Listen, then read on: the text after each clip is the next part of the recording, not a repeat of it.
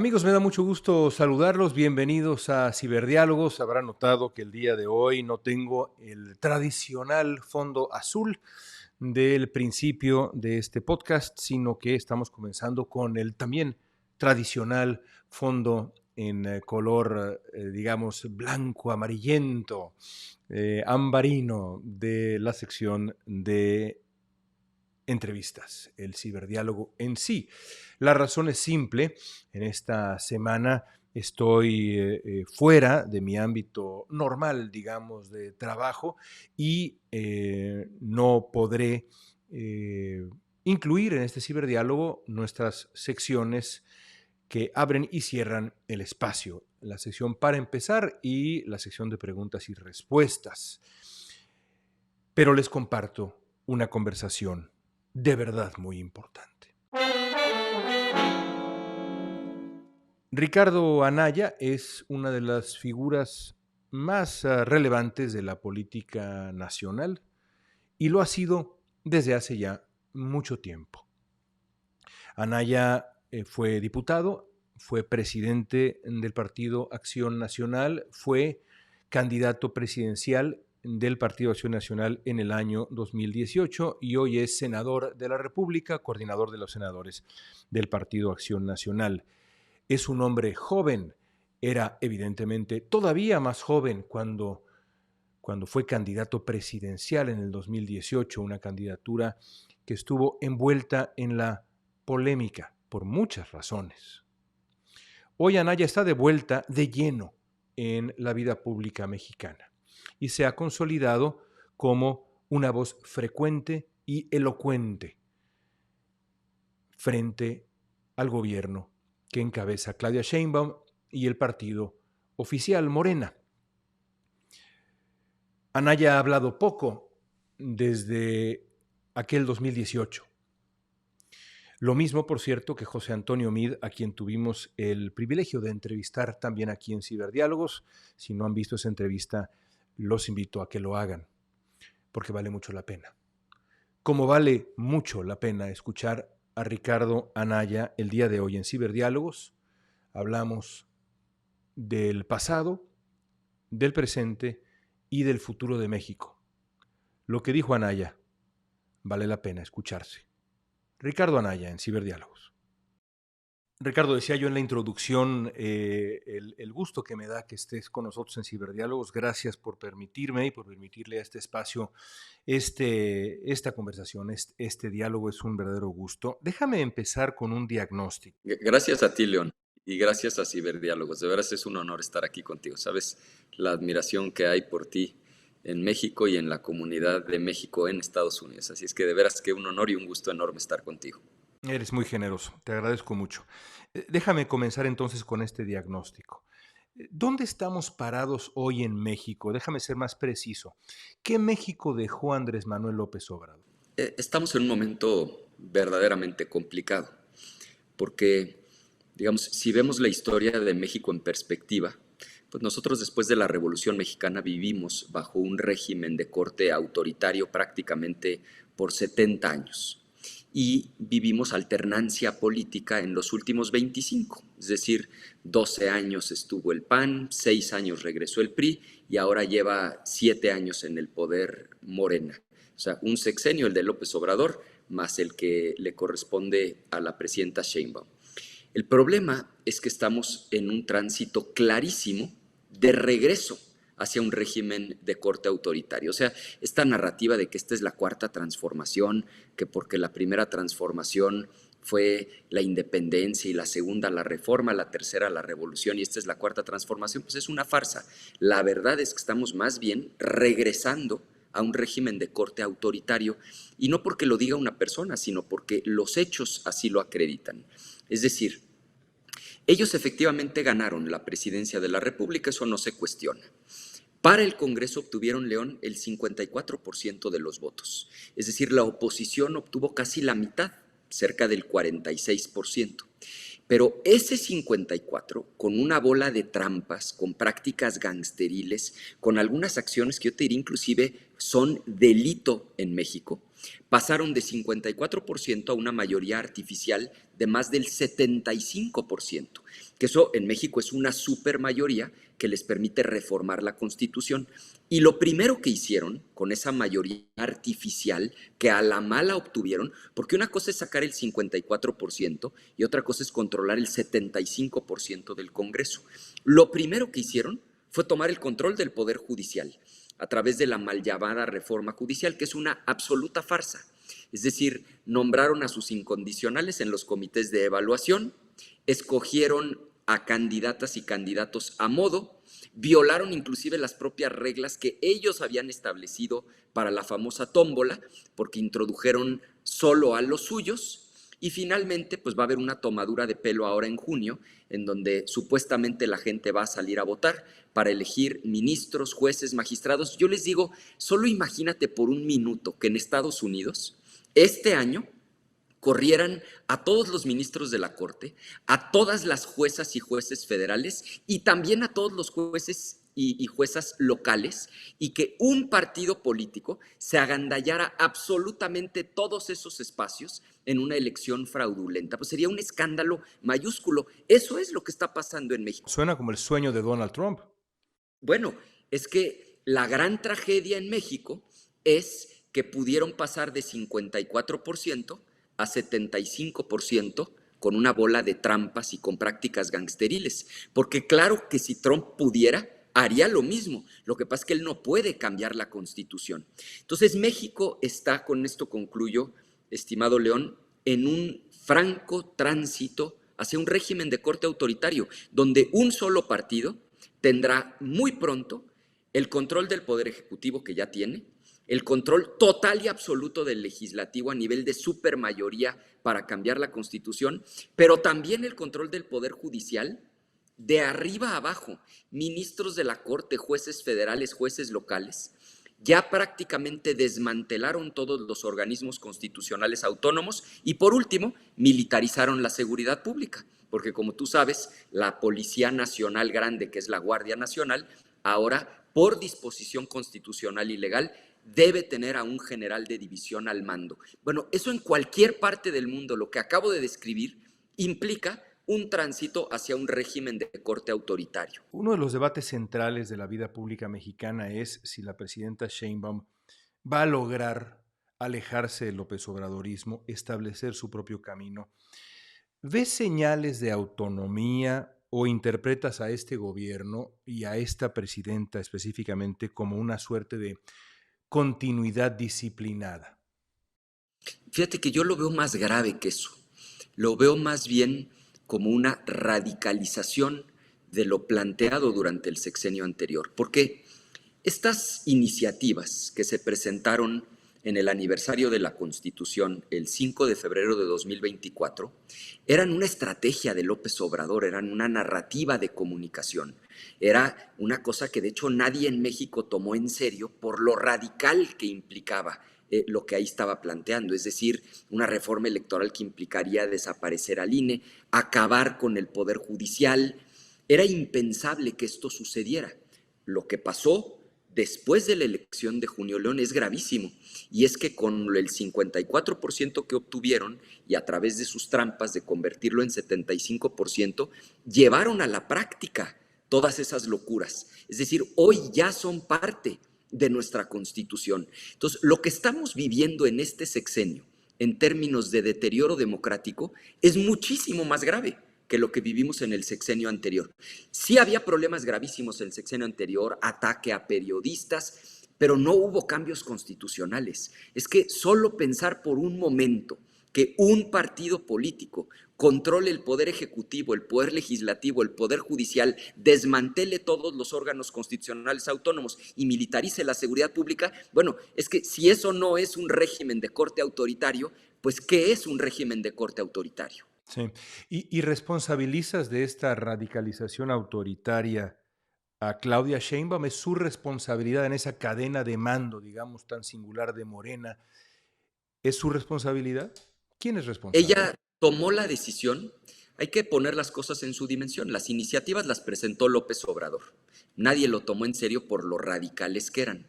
Cuando ella ganó, se especuló durante toda la transición que ella las iba a frenar. O sea, la gente decía, igualito que cuando fue la discusión del aeropuerto, ahora lo que se decía era, ella no va a permitir esto, porque en el momento en el que tomen el control del Poder Judicial, pues se acabó el Estado de Derecho y todos sabemos que cuando no hay Estado de Derecho deja de haber inversión. Si no hay inversión, pues no hay crecimiento económico, no hay empleo, y cuando la economía anda mal, suele ocurrir que el partido en el gobierno se las empieza a ver difíciles. Entonces dijeron, no, ella no va a permitir que esto suceda. Pues falso, no nada más no permitió que sucediera, lo impulsó, sus mayorías, insisto, con prácticas gangsteriles, construyeron esa mayoría calificada y convirtieron algo que era un discurso radical en reformas constitucionales. Entonces sí creo que es gravísimo el momento que estamos viviendo. Mira, ya de suyo, la reforma judicial implicaba que la economía mexicana, ya no digamos la democracia, eso por supuesto, pero la economía mexicana entrara en un momento muy complicado. Bueno, si a esto le sumas el tema de los aranceles, ya hoy no hay duda de que la economía de México va a entrar en una muy profunda recesión. Yo de pronto me pregunto, Ricardo, ¿por qué la sociedad mexicana no reaccionó con mayor fuerza ante ese shock que fue la reforma judicial y sus consecuencias, que esas aún no las vemos por entero, pero las veremos? En otros países este intento de disolución del Poder Judicial quizá habría enfrentado una respuesta robusta de la sociedad mexicana, por no decir nada de la oposición política. ¿Por qué, ¿Por qué no lo vimos? ¿Por qué la respuesta ante esto tan grave que describes fue básicamente la inacción y en algunos casos la parálisis? Yo creo que para responder tu pregunta con honestidad hay que hacer un poco de autocrítica, porque la crisis que está hoy viviendo México es una crisis por partida doble, León. O sea, por un lado tenemos un gobierno que nos está con toda claridad llevando hacia el autoritarismo, pero por el otro lado tenemos una oposición que está muy debilitada, que está muy alejada de la sociedad y que tampoco tiene credibilidad. Entonces, yo lo he dicho con franqueza, en el caso del PAN, el dilema, y no exagero, es renovarse o morir. Porque en este momento no nada más hay una crisis del lado del gobierno que está haciendo todas las barbaridades que ahora describimos. Es que por el otro lado hay una oposición que está debilitada, que tiene un problema severo de credibilidad y creo que en parte eso explica que muchos ciudadanos digan, bueno, pero es que ¿para dónde me hago? No me gusta lo que está haciendo el gobierno, pero tampoco creo en la oposición. Y ahí es donde creo que el PAN tiene un reto enorme. Y mira, el primer paso para arreglar cualquier problema es reconocerlo. Si la oposición no reconoce que tiene un problema de credibilidad y que la crisis no solamente alcanzó al gobierno, sino también a la oposición, me parece que el asunto no se va a resolver. Yo tengo esperanza de que el PAN entre en una reforma profunda, que se convoque una Asamblea Nacional extraordinaria, que vengan cambios muy serios al interior del partido y que el PAN se vuelva a acercar a la sociedad y que la gente vuelva a ver al PAN como una alternativa, más que como una oposición, como una alternativa frente a lo que viene. Y segundo, y con esto concluyo, creo que lo dijiste muy bien tú, la gente creo que se va a dar cuenta cuando las consecuencias se materialicen, porque hoy lo que estamos diciendo es que viene una recesión económica, que va a haber un problema, que va a sentirse en el bolsillo, pero eso no ha sucedido. Hasta hoy la gente dice, bueno, pues todo eso que ustedes alegan no ha pasado. Lo lamentable es que estoy prácticamente seguro que va a suceder, que vienen tiempos muy difíciles. Ojalá el PAN esté a la altura de las circunstancias para ser alternativa en estos momentos tan críticos que va a sufrir el país. En unos minutos más te preguntaré sobre el futuro, pero déjame hurgar un poco en otros temas de nuestra actualidad. Has sido muy crítico de la reacción, de la respuesta del gobierno ante los hallazgos siniestros en Teuchitlán. Has dicho, por ejemplo, que hay que creerle a las víctimas. ¿Qué te revela del gobierno su reacción a ese hallazgo siniestro? Es que es una soberbia verdaderamente preocupante, León, porque siguen sin querer reconocer el problema. Lo vemos en el caso Teuchitlán, pero también en el caso de ayer de Cuauhtémoc Blanco, y me refiero de manera rápida a ambas. Sobre el caso Teuchitlán, creo que lo primero que hay que decir es que es una consecuencia de una política fallida que el propio gobierno y que López Obrador bautizó como abrazos no balazos.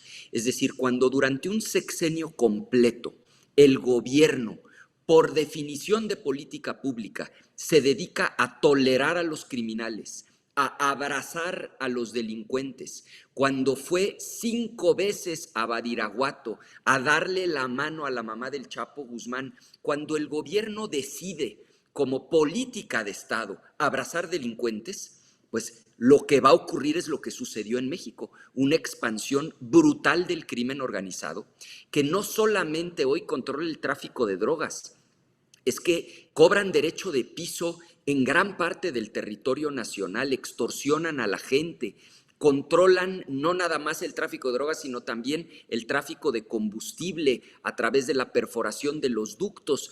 Es decir, abrazos no balazos está en la raíz del problema. Segundo, este no es un problema regional.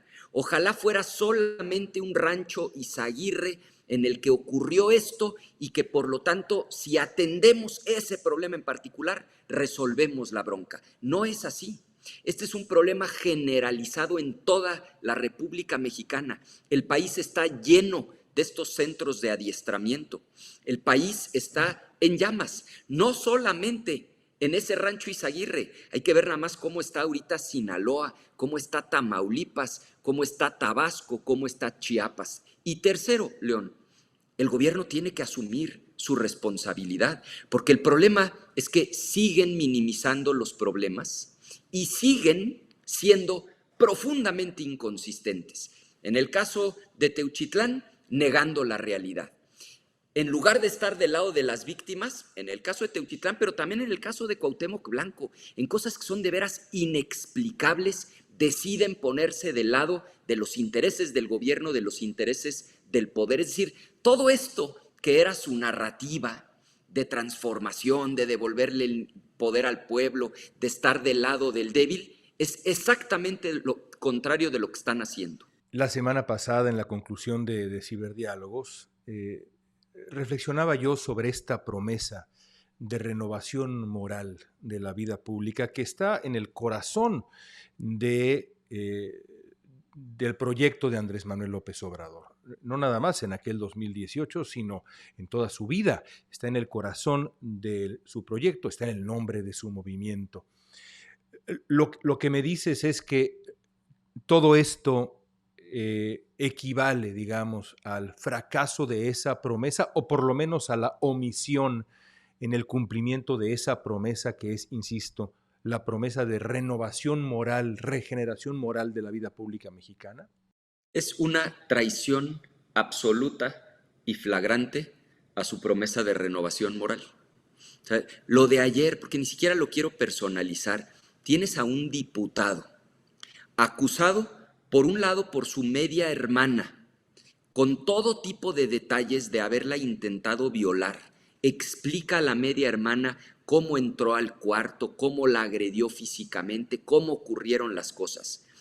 Y el mismo diputado acusado por su propia esposa de haberla golpeado, ella graba en video el momento en el que sale a pedirle ayuda al equipo de seguridad del esposo, inclusive se graba la cara cómo tiene el ojo golpeado, y estos señores, ellos, los de la renovación moral, deciden desechar, en este caso el desafuero, pero fíjate nada más, por notoriamente improcedente, cuando tenían la facultad de escuchar a las víctimas. Y yo entiendo, León, muchas veces se hacen acusaciones sin fundamento. Te ha pasado a ti, me ha pasado a mí, a muchos políticos nos han acusado de cosas falsas. Pero, oye, si un día tu media hermana te acusa de violación y tu esposa de haberla golpeado, lo menos que merecen es que ese asunto se investigue a fondo, porque la probabilidad de que sea mentira es bajísima. Bueno, pues los de la Renovación Moral decidieron desecharlo, pero ve nada más con qué argumento, por notoriamente improcedente. Entonces sí creo que hay una traición absoluta a la promesa de la renovación moral. También creo, León, otra vez en un ejercicio de autocrítica, que ya era tal el hartazgo hacia quienes gobernaron antes, que la gente hoy está aguantando, porque pues, los ciudadanos necesitan creer en algo. ¿Qué creo que viene? Lo que creo que viene es una decepción mayúscula de estos señores, especialmente cuando la economía se empiece a derrumbar, porque ahí es donde todo va a empezar a hacer sentido y pues la gente se va a dar cuenta que mucho de lo que les prometieron fueron absolutas mentiras. Quedémonos por un minuto en el crimen organizado, en sus consecuencias y ahora en el papel de Estados Unidos. El gobierno de Estados Unidos ha denunciado ya de manera reiterada y en comunicados oficiales que el gobierno mexicano mantiene una colusión inadmisible, insostenible con el crimen organizado. Distintos periodistas, y me incluyo, lo hice en el Washington Post, hemos dicho, si el gobierno estadounidense tiene pruebas de esto, debe presentarlas. No lo ha hecho aún, pero las palabras están ahí, las declaraciones están ahí. ¿Tú coincides con este diagnóstico del gobierno estadounidense? Fíjate, León, yo lo que digo sobre esto es, ¿en serio nos lo tenían que venir a decir los gringos? O sea, esto no es verdad porque lo digan los gringos. En México sabemos que hay una colusión perversa entre el gobierno y el crimen organizado. Lo sabemos desde hace años. Entonces, claro, cuando lo dice un gobierno extranjero, bueno, pues suena más fuerte. Y coincido contigo, y lo escribiste muy bien, que presenten las pruebas. Pero creo honestamente que eso es algo que en México sabemos desde hace muchísimo tiempo. Ve nada más, por ejemplo, el caso de Sinaloa. Todo indica que iba a haber una reunión entre el Mayo Zambada y el gobernador del estado, junto con Melesio Cuen, que era, digamos, el dirigente de un partido estatal y pues el líder histórico de ahí de la universidad. Y fue en ese contexto que pues uno de los hijos del Chapo decide traicionar al narcotraficante y entonces lo sube a un avión y se lo lleva a Estados Unidos, pero que no se nos olvide que el contexto en el que eso ocurre es el contexto de una reunión en la que todo indica el gobernador iba a ser el árbitro para arreglar un problema entre el crimen organizado. Es decir, es una realidad y eso es algo que mientras México no arregle, no se va a pacificar el país. O sea, ¿en qué cabeza cabe pensar que puedes pacificar un país cuando los narcos, los criminales, están coludidos con las autoridades en los 3 órdenes de gobierno? Sabemos que ponen y quitan comandantes de policía. Sabemos que hay gran parte del territorio mexicano donde en realidad ellos gobiernan. Ellos son los que cobran los impuestos, porque eso es el derecho de piso. Ellos son los que llegan a la carnicería, a la tlapalería y le dicen a la persona, aquí vamos a pasar una vez por semana y esta es la cantidad que usted nos va a pagar. Y ya sabemos qué pasa cuando no les pagan. Una primera llamada es incendian un negocio para que todos los de la cuadra se den cuenta que va en serio. Y si así no fue suficiente, balacean el negocio y matan gente. Y esto lleva años sucediendo. Entonces, me parece, León, que a estas alturas no hay ninguna duda de los niveles alarmantes de colusión, de convivencia entre los criminales y los gobernantes. En esa sospecha, que es una sospecha que no se circunscribe al partido en el gobierno actualmente, porque el PAN tiene historia, el PRI ni se diga tiene historia, pero en esa sospecha, ¿dónde encaja Andrés Manuel López Obrador? Es que él decidió convertirlo en una política de Estado, y eso es lo que es gravísimo. O sea, de por sí es grave y tienes toda la razón, esto no es exclusivo de un partido político. De por sí es muy grave que en la realidad tengas al crimen organizado dándole dinero a los políticos durante su campaña, exigiéndoles después el que ellos pongan a el jefe de la policía. Sabemos que en gran parte del país, León, ya también ellos deciden quién ejecuta la obra pública. Conozco un caso reciente en donde un contratista en Oaxaca gana una obra, el narco le dice, tú no la vas a hacer, la va a hacer el contratista que nosotros digamos, este señor se negó y lo mataron. Es decir, eso ya es gravísimo. Pero lo que tiene otro nivel, es otro orden de magnitud, es cuando el presidente de la República decide oficializarlo y convertirlo en una política de Estado. Cuando él dice, aquí vamos a dar abrazos y no balazos a los delincuentes.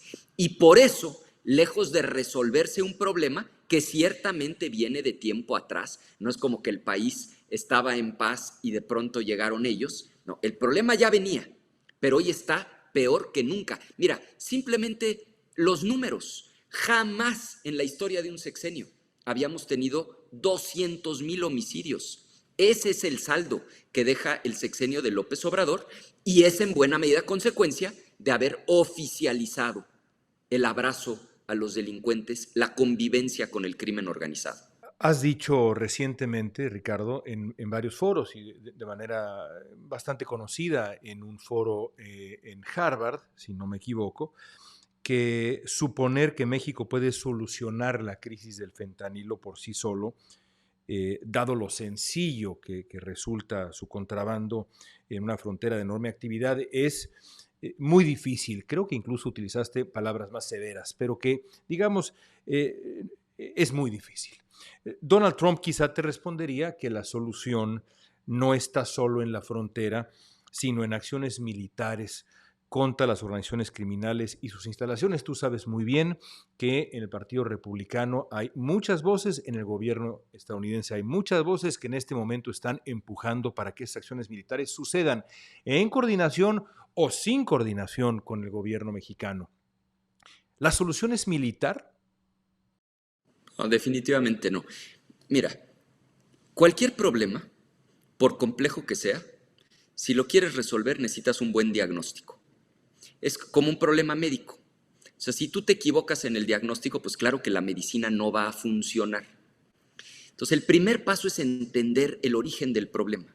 Yo entiendo la gravedad de la crisis del fentanilo en Estados Unidos, pero lo que tiene que reconocer el gobierno gringo es que este problema lo causaron ellos, porque tú conoces muy bien el asunto, León.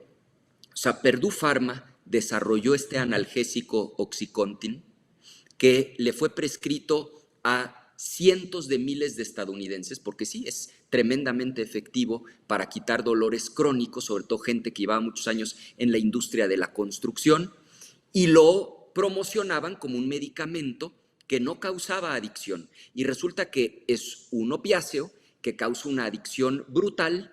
Cuando la autoridad estadounidense decide intervenir, se establecen una serie de restricciones para que ya no lo puedan prescribir y es donde la gente se disparó. Ahí están los datos. Se dispara primero el consumo de heroína y después el consumo de fentanilo. Y lo que yo decía en esa reunión con estudiantes de Harvard es que si 2 kilos de fentanilo puro alcanzan para 1,000,000 de dosis letales, pues ¿en qué cabeza cabe pensar que vas a poder resolver con una intervención militar el que se introduzca fentanilo a Estados Unidos si solo por un puerto de entrada, que es Nuevo Laredo, cruzan en un sentido entre 7 y 8,000 camiones diario y en el otro sentido otro tanto? Voy a ser abogado del diablo y voy a tratar de canalizar, nunca pensé hacerlo, de canalizar los argumentos republicanos. Precisamente porque la frontera es tan porosa, hay que atacar los laboratorios, hay que ir tras los cárteles y la solución es la mano dura, es lo que te dirían. Y yo lo entiendo, que eso digan, y es popular el argumento. Y mucha gente cuando oye eso se emociona y vota por ellos.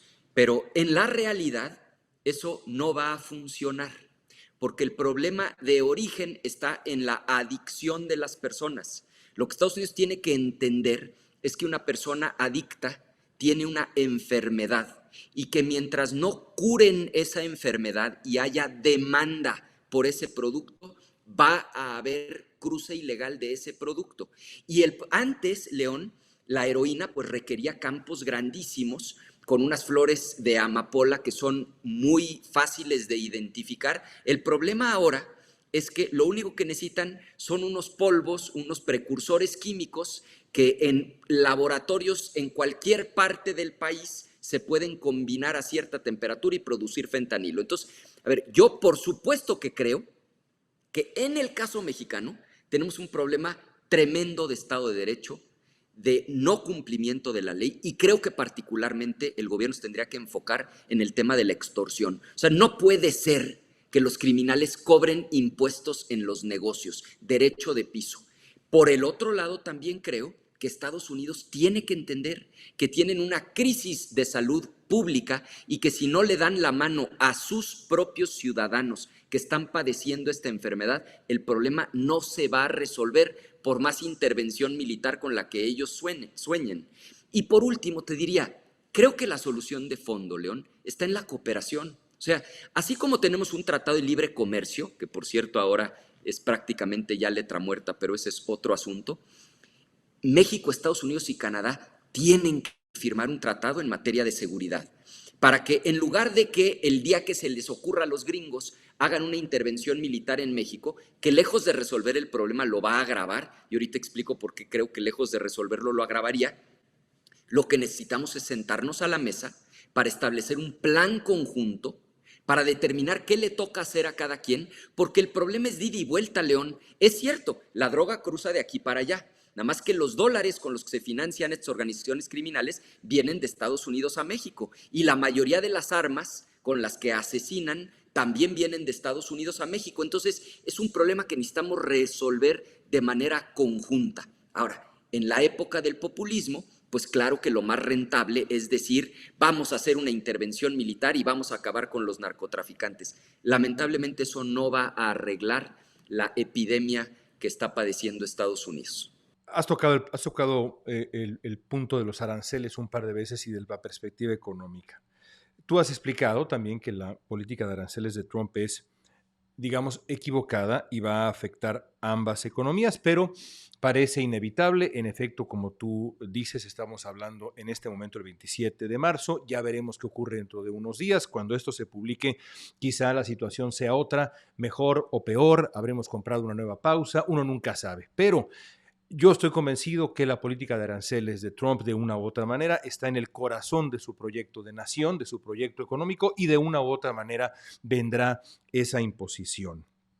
En ese entendido, y dado el contexto de dificultad económica que ya enfrenta México, ¿cuál es el camino para crecer, Ricardo?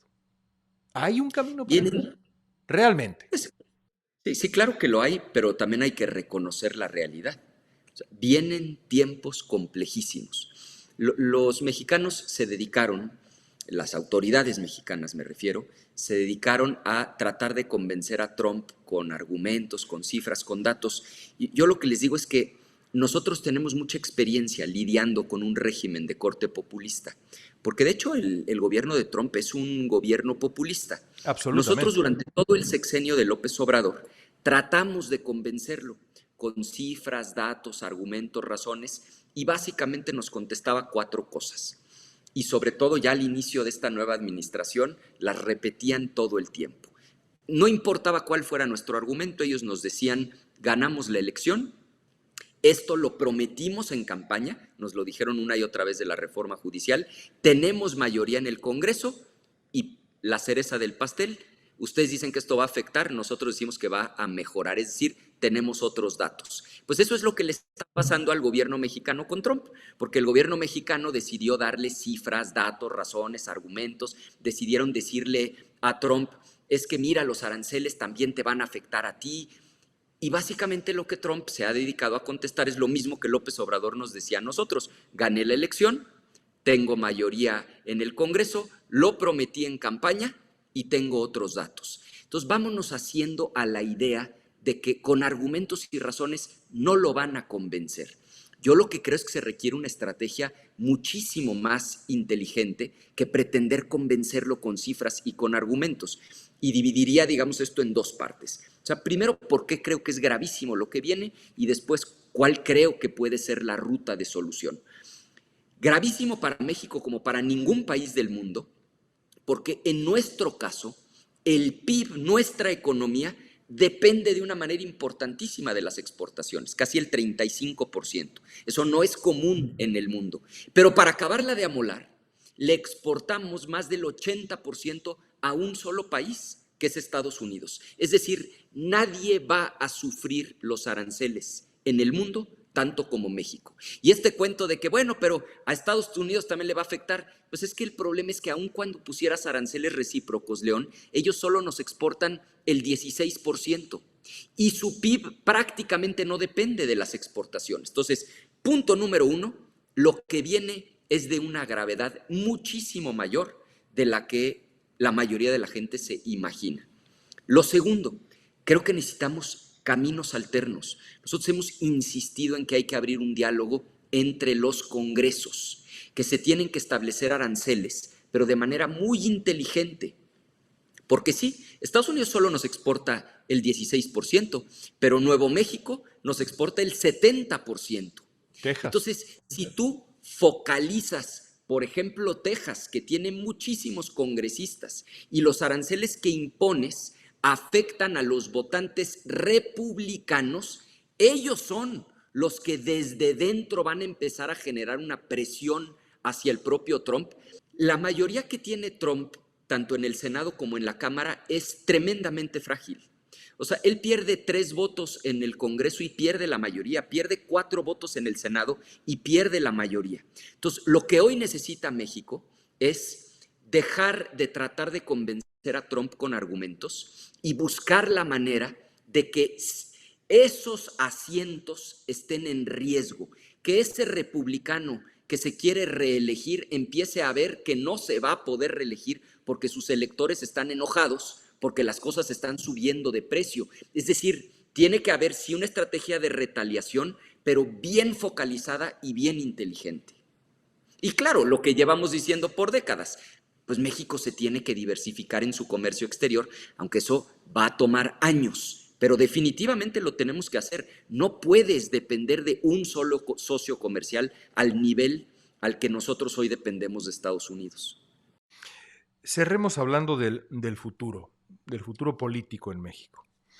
En una encuesta reciente en el Universal, si no me equivoco, Morena mantiene el respaldo de casi 5 de cada 10 mexicanos.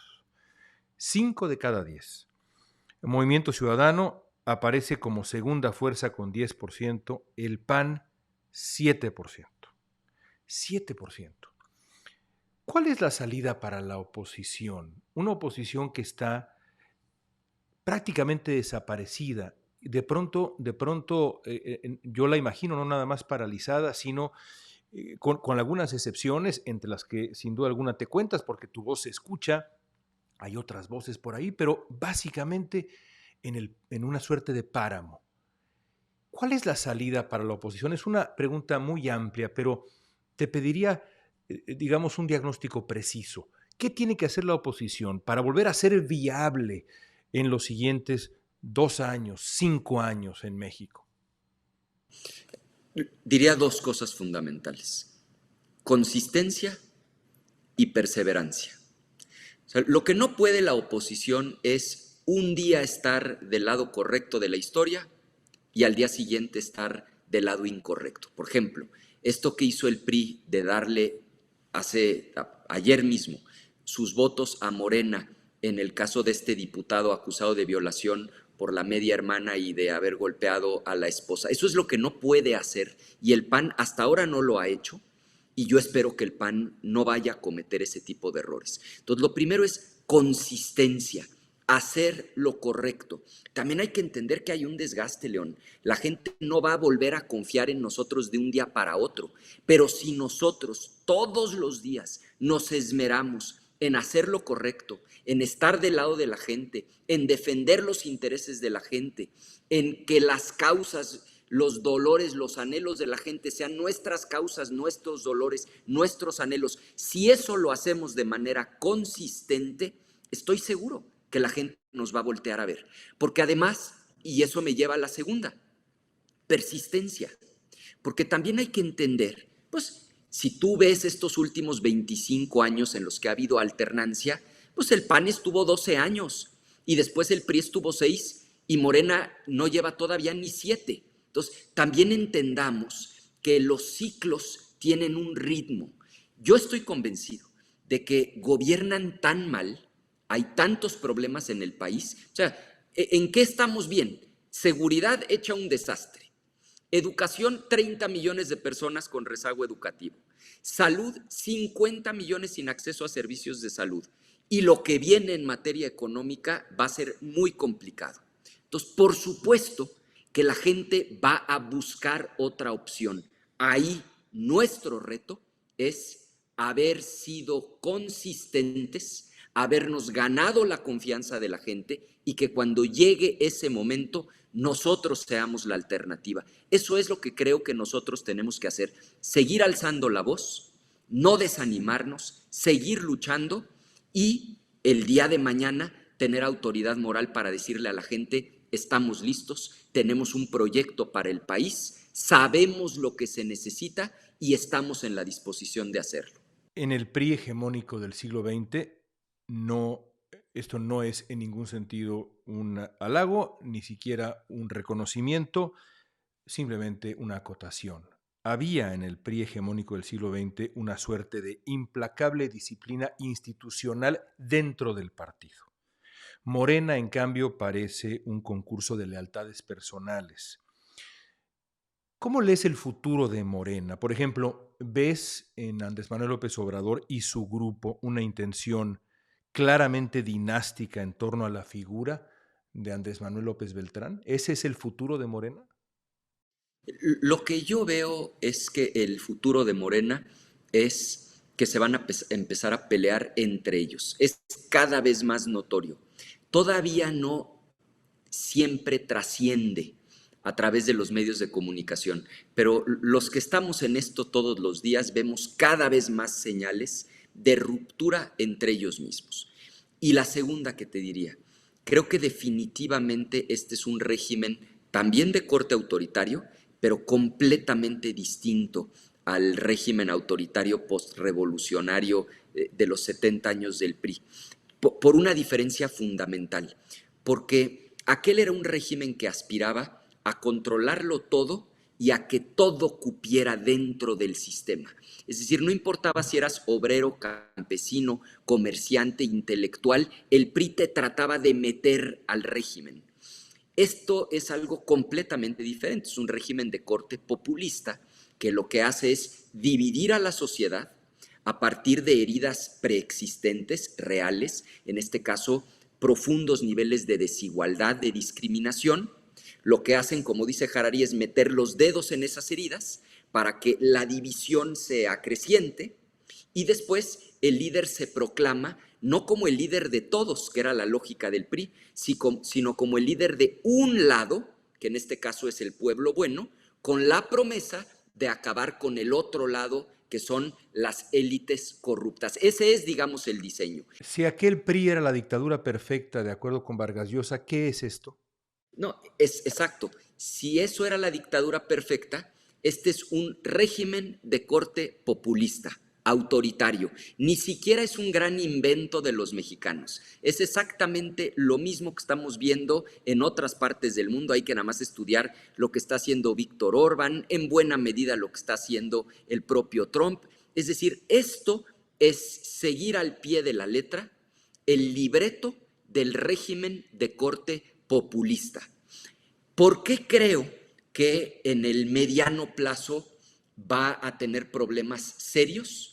Porque creo que las fracturas internas, no es tanto el modelo, es que las fracturas internas, por un lado, y por otra parte, la falta de resultados, porque ellos creen que van a durar 1000 años en el poder. Si tú los escucharas aquí en sus discursos, se hablan como si fueran a gobernar para siempre.